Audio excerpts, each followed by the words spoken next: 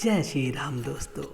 स्वागत है आपका मेरे चैनल भक्ति की शक्ति में, जिसमें हम बात करते हैं धर्म और कर्म से जुड़ी हुई कहानी के बारे में।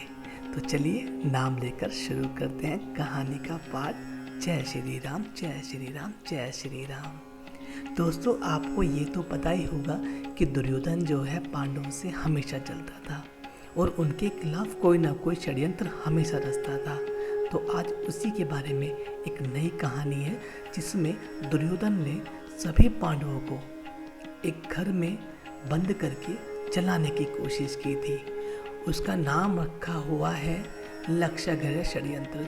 तो चलिए शुरू करते हैं।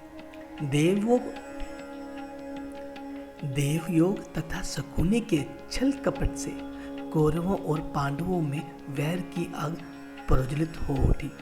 दुर्योधन बड़ी खोटी बुद्धि का मनुष्य था।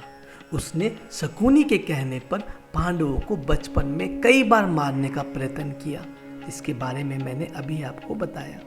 युवावस्था में आकर जब गुणों में उससे अधिक श्रेष्ठ युधिष्ठिर को युवराज बना दिया गया, तो शकुनी ने लाक्ष के बने हुए धर में पांडवों को रखकर आग लगाकर उन्हें जलाने का प्रयत्न किया।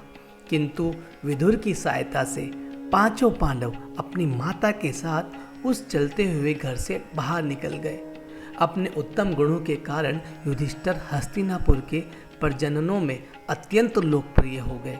उनके गुणों तथा लोकप्रियता को देखते हुए भीष्म पिता ने धृतराष्ट्र से युधिष्ठिर के राज्याभिषेक कर देने के लिए कहा। दुर्योधन नहीं चाहता था कि युधिष्ठिर राजा बने, क्योंकि उसने अपने पिता धृतराष्ट्र से कहा, पिताजी, यदि एक बार युधिष्ठिर को राज सिंहासन प्राप्त हो गया तो यह राज्य सदा के लिए पांडवों के वंश का हो जाएगा और हम कौरवों को उनका हमेशा सेवक बनकर रहना पड़ेगा। इस पर धृतराष्ट्र बोले, वत्स, दुर्योधन युधिष्ठिर हमारे कुल के संतानों में सबसे बड़ा है, इसलिए इस राज्य पर उसी का अधिकार है। फिर भीष्म तथा प्रजनन भी उसी को राजा मानते हैं। हम इस विषय में कुछ भी नहीं कर सकते। धृतराष्ट्र के वचनों को सुनकर दुर्योधन ने कहा, पिताजी, मैंने इसका प्रबंध कर लिया है। आप बस किसी तरह पांडवों को वार्तरण भेज दे, मतलब कि बाहर जंगलों में बाहर भेज दे। दुर्योधन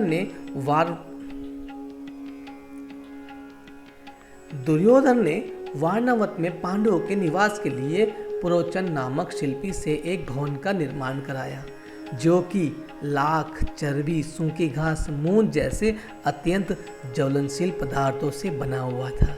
जी हाँ, यहीं पर है सब। इस पाठ का जो क्लाइमैक्स है वो यहीं पर ही है। दुर्योधन ने पांडवों को उस भवन में जला डालने का षड्यंत्र रच दिया। धृतराष्ट्र के कहने पर युधिष्ठिर अपनी माता तथा भाइयों के साथ वारणावत जाने के लिए निकल पड़े। दुर्योधन के षड्यंत्र के विषय में विदुर को पता चल गया। वे वारणावत जाते हुए पांडवों से मार्ग में मिले तथा उनसे बोले, देखो, दुर्योधन ने तुम लोगों के लिए रहने के लिए वारणावत नगर में एक ज्वलनशील पदार्थों का एक भवन बनवाया है, जो आग लगते ही भड़क उठेगा। इसलिए तुम लोग भवन के अंदर से वन तक पहुंचने के लिए एक सुरंग अवश्य बनवा लेना, जिससे कि आग लगने पर तुम लोग अपनी रक्षा कर सको। मैं सुरंग बनाने वाला कारीगर चुपके से तुम लोगों के पास भेज दूंगा। तुम लोग उस लक्षागृह में अत्यंत सावधानी के साथ रहना। वारणावत में युधिष्ठिर ने अपने चाचा विदुर के भेजे गए कारीगर की सहायता से गुप्त सुरंग बनवा लिया।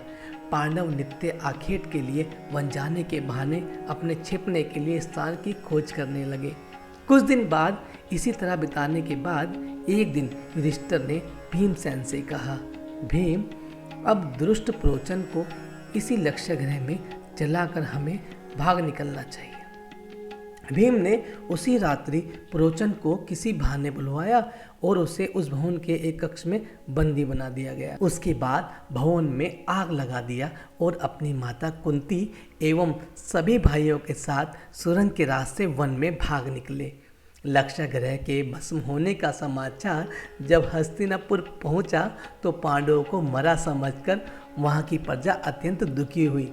दुर्योधन और धृतराष्ट्र सहित सभी कौरवों ने शोक मनाने का दिखावा किया और अंत में उन्होंने पांडवों की अंतर्दृष्टि करवा दी। तो दोस्तों, ये थी पांडवों को जलाकर मारने की उनकी साजिश की जानकारी। आशा करता हूँ ये जानकारी आपके लिए बेहद लाभकारी होगी। आगे की ऐसे ही कहानी सुनने के लिए आप मेरे चैनल पर हमेशा बने रहें। आशा करता हूँ आप मेरे चैनल को अवश्य सब्सक्राइब करेंगे। अब नाम लेकर आज्ञा लेना चाहूँगा। जय श्री राम, जय श्री राम, जय श्री राम।